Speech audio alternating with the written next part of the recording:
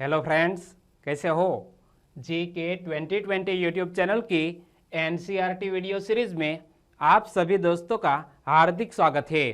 आज के इस वीडियो में हम कक्षा 7 की एनसीईआरटी की टेक्स्ट बुक सामाजिक एवं राजनीतिक जीवन 2 और यह टेक्स्ट बुक में छठा अध्याय है संचार माध्यमों को समझना, और यह अध्याय में पेज नंबर 70 से 72 पर जो इन्फॉर्मेशन दी है उनको बेस बनाते हुए हमने यह वीडियो तैयार किया है। तो वीडियो में लास्ट तक बने रहिए। लास्ट में कमेंट सेक्शन में जरूर बताना कि आपको यह वीडियो कैसा लगा। तो चलिए बिना वक्त गंवाए स्टार्ट करें। सामाजिक एवं राजनीतिक जीवन 2 कक्षा 7 की एनसीईआरटी की टेक्स्ट बुक, जिसका छठा अध्याय है संचार माध्यमों को समझना। तो सबसे पहले यह अध्याय में एक इमेज दी गई है। पेज नंबर 70 पर यह इमेज दी गई है। यह इमेज को आप गौर से देखें और यह इमेज के आधार पर एक क्वेश्चन पूछा गया है कि पृष्ठ 70 पर दिए गए कॉलम में से संचार माध्यमों के 6 अलग अलग प्रकारों को छांटिए। क्या क्वेश्चन पूछा गया है कि यहाँ पृष्ठ नंबर 70 पर जो इमेज दी गई है, यह कॉलम में से संचार माध्यमों के 6 अलग अलग प्रकारों को छांटिए। तो हमें उत्तर लिखना चाहिए कि यह जो कॉलम दिया गया है इसमें रेडियो, टेलीविजन, अखबार, इंटरनेट, मीडिया, पत्रिकाएं आदि कई प्रकार के संचार माध्यमों को विभाजित किया गया है। एक बार फिर से उत्तर पढ़ लो। रेडियो, टीवी, अखबार, इंटरनेट, मीडिया, पत्रिकाएं आदि कई प्रकार के संचार माध्यमों को विभाजित किया गया है यह कॉलम में। आगे बात करें तो टेलीविजन पर आपका पसंदीदा प्रोग्राम कौन सा है?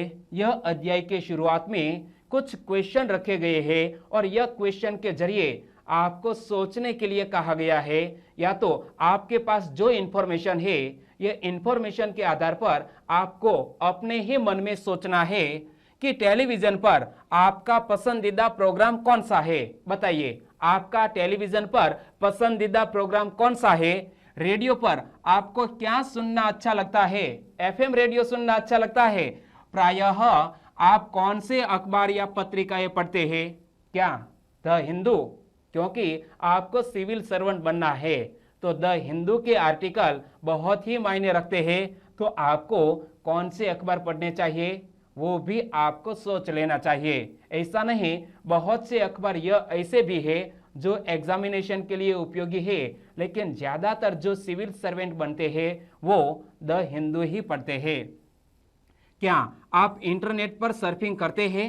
जी हाँ, मैं भी इंटरनेट पर सर्फिंग करता हूँ, रोजाना सर्फिंग करता हूँ, और कौन सी नई अपडेट एग्जाम को लेकर आई है वो मैं पढ़ता हूँ, और साथ साथ करंट अफेयर की कुछ घटनाओं को भी मैं रोजाना पढ़ता हूँ।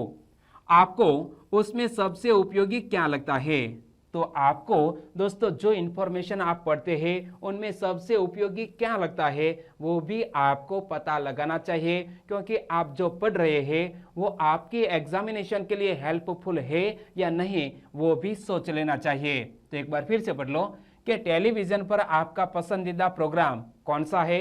क्या कोई वेब सीरीज है? ओके। रेडियो पर आपको क्या सुनना अच्छा लगता है? प्रायः आप कौन से अखबार या पत्रिकाएं पढ़ते हैं? क्या आप इंटरनेट पर सर्फिंग करते हैं? आपको उसमें सबसे उपयोगी क्या लगता है? क्या आप उस एक शब्द को जानते हैं जो प्रायः सामूहिक रूप से रेडियो, टीवी, अखबार, इंटरनेट और संचार के अन्य साधनों के लिए प्रयोग में लाया जाता है? और यह शब्द है मीडिया। क्या आपने दोस्तों यदि कोई अखबार पढ़ा है, कोई रेडियो पर न्यूज सुना है, टेलीविजन पर कोई न्यूज देखा है, तो यह सभी क्या कहलाते हैं? यह सभी मीडिया कहलाते हैं। फिर से पढ़ लो कि जो प्रायः सामूहिक रूप से रेडियो, टीवी, अखबार, इंटरनेट और संचार के अन्य साधनों के लिए प्रयोग में लाया जाता है, यह सभी मीडिया कहलाता है। इस पाठ में आप मीडिया यानी संचार माध्यमों के बारे में विस्तार से पढ़ेंगे। आप जानेंगे कि यह कैसे काम करता है और कैसे हमारे प्रतिदिन के जीवन को प्रभावित करता है। क्या आप किसी एक ऐसी चीज को याद कर सकते हैं जो आपने इस सप्ताह संचार माध्यमों से सीखी हो? क्या दोस्तों आप एक ऐसी चीज को याद कर सकते हैं जो आपने कोई आपके पास यदि ऐसा एंड्रॉयड मोबाइल है या तो लैपटॉप है या पर्सनल कंप्यूटर है, यह तीनों में से किसी एक संचार माध्यम से आपने कोई नई चीज सीखी हो, उनके बारे में बता सकते हैं। स्थानीय मेले की दुकान से लेकर टीवी के कार्यक्रम तक जो आप देखते हैं, इन सबको संचार माध्यम यानी कि मीडिया कहा जा सकता है। मीडिया अंग्रेजी के मीडियम शब्द का बहुवचन है और इसका तात्पर्य उन विभिन्न तरीकों से है जिनके द्वारा हम समाज में विचारों का आदान प्रदान करते हैं। याद रखना कि मीडिया अंग्रेजी के मीडियम शब्द का बहुवचन है और इसका तात्पर्य उन विभिन्न तरीकों से है जिनके द्वारा हम समाज में विचारों का आदान प्रदान करते हैं। मीडियम का अर्थ है माध्यम, क्योंकि मीडिया का संदर्भ संचार माध्यमों से है, इसीलिए हर चीज जैसे फोन पर बात करने से लेकर टीवी पर शाम के समाचार सुनने तक को मीडिया कहा जा सकता है। दोस्तों, आप अपने पूरे दिन में कौन कौन से मीडिया का यूज करते हैं, यहाँ तक कि यदि आप फोन पर बात करते हैं तो वो भी एक मीडिया ही है, और यदि शाम को टीवी पर समाचार सुनते हैं, समाचार देखते हैं, तो उसे भी मीडिया कहा जा सकता है। टीवी, रेडियो और अखबार संचार माध्यमों के ऐसे रूप हैं जिनकी पहुंच लाखों लोगों तक है, देश और विदेश के जन समूह तक है, इसीलिए इन्हें जन संचार माध्यम या मास मीडिया कहते हैं। यहां से दो क्वेश्चन बन सकते हैं कि संचार माध्यमों के नाम बताइए, तो टीवी, रेडियो, अखबार, आपके पास जो एंड्रॉयड मोबाइल है वह सब संचार माध्यम के एग्जाम्पल है और जिनकी पहुंच लाखों लोगों तक है, देश और विदेश के जन समूह तक है, इसीलिए तो यह सभी को जन संचार माध्यम या मास मीडिया भी कहा जाता है। आगे दोस्तों, संचार माध्यम और तकनीक की बात करें। आपके लिए संभवतः संचार माध्यमों के बिना अपने जीवन की कल्पना करना भी कठिन होगा। बिल्कुल सही लिखा है, संचार माध्यमों के बिना जीना नामुमकिन हो गया है। यदि आप लंबे अरसे से एंड्रॉयड मोबाइल का इस्तेमाल कर रहे हैं और यदि आपसे कोई कहे कि यह एंड्रॉयड मोबाइल का इस्तेमाल आपको 5 दिन के लिए नहीं करना है, तो आप कहेंगे कि नहीं, मैं अपने मोबाइल के बिना नहीं रह सकता। मेरे को भी ऐसा होता है, लेकिन केबल टीवी और इंटरनेट के विस्तृत उपयोग हाल ही में शुरू हुए हैं। इन्हें प्रचलन में आए अभी 20 वर्ष भी नहीं हुए। क्या इंटरनेट को प्रचलन में आए अभी 20 साल भी नहीं हुए हैं। जन संचार माध्यमों के लिए प्रयोग में आने वाली प्रौद्योगिकी निरंतर बदलती रहती है। जी हाँ दोस्तों, 2004 में जो टेक्नोलॉजी थी, जिस प्रकार के मोबाइल थे, 2022 में क्या इसी प्रकार के मोबाइल लोगों के हाथ में दिखते हैं? बिल्कुल नहीं दिखते, क्योंकि टेक्नोलॉजी निरंतर बदलती रहती है। अखबार, टेलीविजन और रेडियो लाखों लोगों तक पहुंच सकते हैं, क्योंकि इनमें एक विशिष्ट प्रकार की तकनीक का उपयोग किया जाता है। हम अखबारों और पत्रिकाओं की छपे हुए माध्यम के रूप में और टीवी तथा रेडियो की इलेक्ट्रॉनिक माध्यम के रूप में भी चर्चा करते हैं। याद रखना कि अखबार और पत्रिकाएं यह प्रिंट मीडिया है, लेकिन टीवी और रेडियो यह इलेक्ट्रॉनिक मीडिया है। आपके विचार में समाचार पत्रों को छपे हुए माध्यम क्यों कहा जाता है? न्यूज़पेपर को प्रिंटेड मीडिया क्यों कहा जाता है? आगे पढ़ने पर आपको पता चलेगा कि ये नाम संचार माध्यमों द्वारा प्रयोग में लाई जा रही तकनीक से संबंधित है। नीचे दिए गए चित्रों से आपको पता चलेगा कि पिछले सालों में जन संचार माध्यम के इस्तेमाल में लाई जा रही तकनीक किस प्रकार बदली है और आज भी बदलती जा रही है।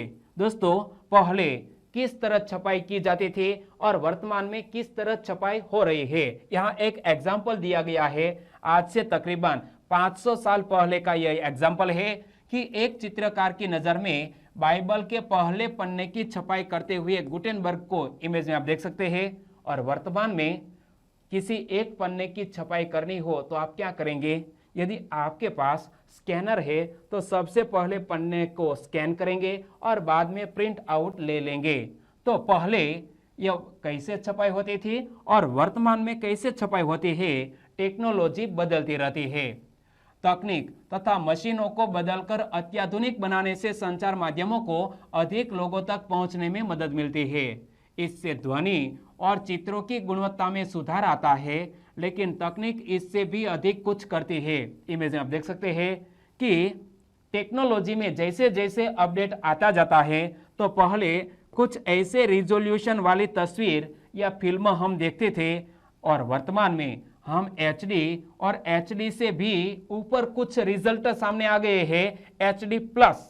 ओके, तो जिस तरह टेक्नोलॉजी बदलती रहती है तो यह जो चित्र है या पिक्चर है उनकी क्वालिटी भी बदलती रही है।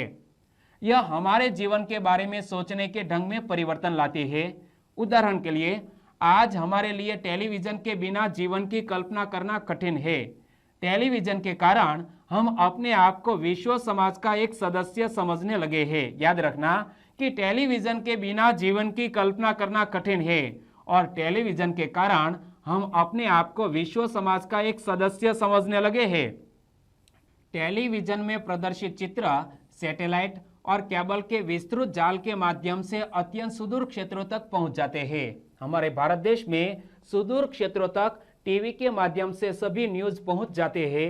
इसके पीछे की वजह है सैटेलाइट, और सैटेलाइट अंतरिक्ष में लॉन्च किसने किए हैं? इसरो ने। और इसके कारण हम संचार के अन्य भागों के समाचार और मनोरंजक कार्यक्रम देख पाते हैं। आप टीवी पर जो कार्टून देखते हैं वे अधिकांशतः जापान या संयुक्त राज्य अमेरिका के होते हैं। आप टीवी पर जो कार्टून देखते हैं वो अधिकांशतः जापान या संयुक्त राज्य अमेरिका के होते हैं। अब हम चेन्नई या जम्बो में बैठकर अमेरिका में फ्लोरिडा के समुद्री तूफान की छवियों को देख सकते हैं। दोस्तों, यदि अमेरिका के फ्लोरिडा में समुद्री तूफान आया हो तो उनकी छवियां हमारे मोबाइल पर तुरंत आ जाती है। इसके पीछे की वजह है इंटरनेट। इसके अलावा टेलीविजन ने दुनिया को बहुत पास ला दिया है। एक क्वेश्चन यहां से बनता है, अपने परिवार के बड़े लोगों से पूछिए कि जब टीवी नहीं था तब वे रेडियो पर क्या सुनते थे। उनसे पूछिए कि आपके क्षेत्र में पहले टीवी कब आया था, केबल टीवी कब शुरू हुआ। आपको अपने परिवार से पूछना है कि जब टीवी नहीं था तब आप रेडियो पर क्या सुनते थे।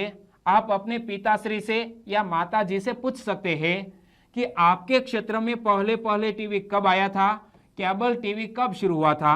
तो दोस्तों, यह क्वेश्चन का हम उत्तर लिख सकते हैं कि जब टीवी नहीं था तब हमारे परिवार के लोग रेडियो पर खबर, नाटक, क्रिकेट सब रेडियो पर ही सुनते थे। दोस्तों, क्रिकेट की जो कमेंट्री आती है ना, वो आज से तकरीबन 20-25 साल पहले कई लोग रेडियो पर ही सुनते थे। हमारे क्षेत्र में टीवी को आए 35 साल से ऊपर हो गया है और टीवी आने के 10 या 11 वर्ष बाद केबल टीवी शुरू हुआ है। हमारे दोस्तों जो एरिया है टीवी आए तकरीबन 35 साल हो गए, लेकिन जो केबल कनेक्शन आया उनको अभी 10 या 12 साल ही हुए हैं। एक और क्वेश्चन यह अध्याय में दिया गया है कि आपके पड़ोस में कितने लोग इंटरनेट का प्रयोग करते हैं। तो अब हमारे पड़ोस में एक घर में लोग इंटरनेट का प्रयोग करते हैं, यानी कि हमारे आसपास के पड़ोसी हर एक घर में लोग इंटरनेट का उपयोग करते हैं। और उतना ही नहीं, हमारे पड़ोस में जितने भी सदस्य हैं वो सभी अपने हैंडसेट में अपना अपना इंटरनेट का बैलेंस यूज करते हैं। एक और क्वेश्चन, ऐसी 3 चीजों की सूची बनाइए जो संसार के किन्हीं अन्य भागों से संबंधित है और जिनके बारे में आपने टेलीविजन देखकर जाना है। क्या दोस्तों, आपको 3 चीजों की सूची बनानी है जो संसार के किन्हीं अन्य भागों से संबंधित है और जिनके बारे में आपने टेलीविजन देखकर जाना है। तो आपको क्या उत्तर लिखना चाहिए कि संसार में ऐसी बहुत सारी चीजें हैं जो हमें टेलीविजन देखकर ही पता चलता है। जैसे हमारी सरकार द्वारा अयोध्या में राम मंदिर बनाने का निर्णय। दूसरी बात, सरकार द्वारा अलग अलग जगह पर क्या योजनाएं बनाई जाती है सभी हम टेलीविजन से देख सकते हैं। इसके साथ किस देश में क्या हो रहा है, कैसे गुनाह या उनकी समस्याओं से कैसे निपट रहे हैं, हमें सब पता चलता है टेलीविजन के माध्यम से ही। 1940 के दशक में इलेक्ट्रॉनिक टाइपराइटर के आ जाने से पत्रकारिता की दुनिया में एक बड़ा बदलाव आया। इमेज में आप देख सकते हैं 1940 के दशक का यह है टाइपराइटर, और यह इलेक्ट्रॉनिक टाइपराइटर के आ जाने से पत्रकारिता की दुनिया में एक बड़ा बदलाव आया था। एक और यंत्र जिसका नाम है टेलीवाइजर। इमेज में आप देख सकते हैं यह यंत्र टेलीवाइजर। टेलीविजन का प्रारंभिक रूप था यह टेलीवाइजर। अपने इस आविष्कार के सामने बैठे हैं जॉन एल बायरडा। क्या? जॉन लॉगी बायरडा ने टेलीविजन का आविष्कार किया और इस यंत्र के द्वारा उन्होंने रॉयल इंस्टीट्यूट के समक्ष अपने आविष्कार का प्रदर्शन किया था। क्या दोस्तों? जॉन लॉगी बायरडा ने टेलीविजन की खोज की और इस यंत्र द्वारा उन्होंने रॉयल इंस्टीट्यूट के समक्ष अपने आविष्कार का प्रदर्शन किया था।